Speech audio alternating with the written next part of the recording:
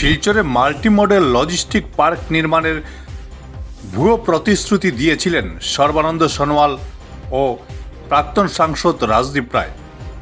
বললেন সুস্মিতা, শিলচরে multi modal logistic park নির্মাণ হবে বলে তৎকালীন মুখ্যমন্ত্রী সর্বানন্দ সোনোয়াল এবং প্রাক্তন সাংসদ ডক্টর রাজদীপ রায়ের 2020 সালের প্রতিশ্রুতি সম্পূর্ণ ভুয়ো।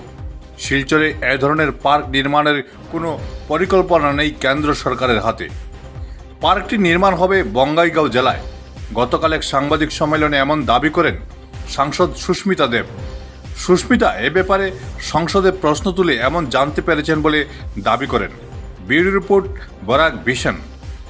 আমি রাজ্যসভাতে ভারত সরকারকে একটা প্রশ্ন করেছিলাম যে 2020-এ অক্টোবর মাসে আসামের তৎকালীন মুখ্যমন্ত্রী সর্বানন্দ সোনোয়াল এবং লোকসভা সাংসদ ডক্টর রাজদীপ রায় দুজনই বরাকের মানুষকে একটা প্রতিশ্রুতি দিয়েছিলেন যে একটা মাল্টি মডেল লজিস্টিক পার্ক হবে।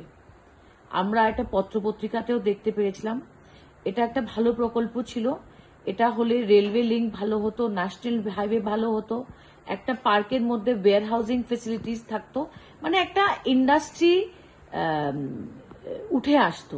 কিন্তু আজকে এই আমার প্রশ্নর উত্তরে ভারত সরকার স্পষ্টভাবে জানিয়ে দিয়েছে যে একটাই মাল্টি মডেল লজিস্টিক পার্ক আসামে হবে, সেটা বঙ্গাইগাঁওয়ে। বরাকে কোনো ধরনের প্রকল্প আর কোনো প্রপোজাল নেই এবং এই প্রতিশ্রুতি যেটা 2020-এ সোনোয়ালজি এবং ডক্টর রাজদীপ রায় টুইটারের মাধ্যমে আমাদের জানিয়েছিলেন, এটা একটা মিথ্যা প্রতিশ্রুতি ছিল। আমি আমার আনস্টার্ড কোয়েশ্চেন, মানে লিখিত যেটার জবাব দেওয়া হয়, সেটা মিডিয়াকে দিয়ে দিয়েছি। শিলচরের জনসাধারণকে বলছি, বরাকের জনসাধারণকে বলছি, এটা একটা অত্যন্ত গুরুত্বপূর্ণ খবর। আশা করছি আপনারা বিচার করবেন।